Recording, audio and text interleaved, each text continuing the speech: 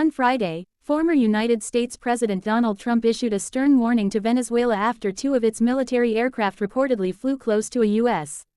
Navy vessel in international waters. According to the Pentagon, the Venezuelan maneuver was described as highly provocative and raised immediate concerns regarding the security and safety of U.S. military forces operating in the region. Trump declared that if the Venezuelan military were to pose any threat to U.S. forces, their aircraft would be shot down without hesitation. His statement marked a sharp escalation in rhetoric and drew global attention to the already tense relations between Washington and Caracas. The incident unfolded when two Venezuelan military jets were detected flying dangerously close to a U.S. Navy ship conducting routine operations in international waters. The Pentagon emphasized that such behavior was unnecessary and reckless, highlighting that the United States has the right to operate freely in international territory without intimidation or interference. Military analysts noted that while the Venezuelan aircraft did not directly engage or attack, their proximity created a potential flashpoint that could have easily spiraled out of control had cooler heads not prevailed. Trump's warning signaled the United States' unwillingness to tolerate any aggressive actions that could endanger its military personnel. He stressed that the U.S. Navy has both the capability and the authority to defend itself if provoked. This declaration not only serves as a direct message to Venezuela but also as a reminder to other nations that attempts to challenge U.S. military presence in international waters will not go unanswered. Observers suggest that Trump's firm stance is aimed at reinforcing deterrence while demonstrating Washington's commitment to maintaining control over key strategic areas.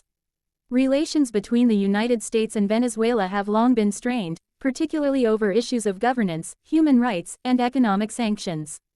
In recent years, tensions have escalated further, with the U.S. frequently criticizing President Nicolas Maduro's government for authoritarian practices and alleged ties to criminal networks. Venezuela, on the other hand, has accused the United States of interfering in its domestic affairs and attempting to undermine its sovereignty.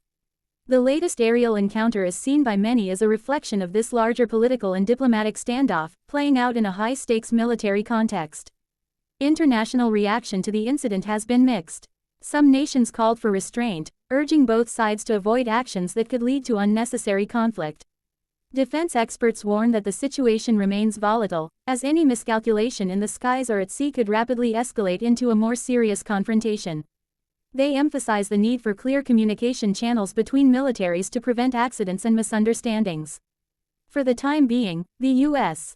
Navy continues its operations undeterred, while closely monitoring Venezuelan activity in the region. Trump's warning has set a clear red line, making it evident that Washington will not allow its forces to be endangered.